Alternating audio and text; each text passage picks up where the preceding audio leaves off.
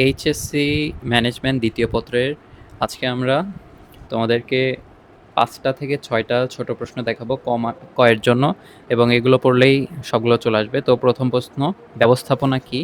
এরপর ব্যবস্থাপককে, management is universal, এটা কে সর্বপ্রথম উক্তি করেন?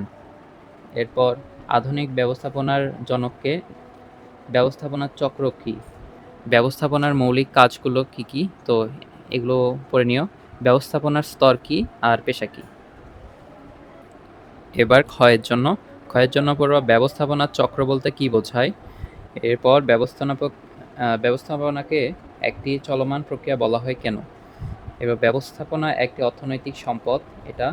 এরপর ব্যবস্থাপনাকে সামাজিক প্রক্রিয়া বলা হয় কেন? এরপর ব্যবস্থাপনা কি একটি পেশা, ব্যাখ্যা করো এটা।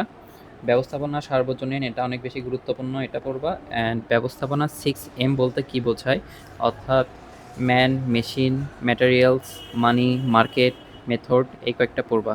সো এই কয়টা পড়লে তোমাদের ক এবং খ ক্লিয়ার হয়ে যাবে চ্যাপ্টার 1 থেকে।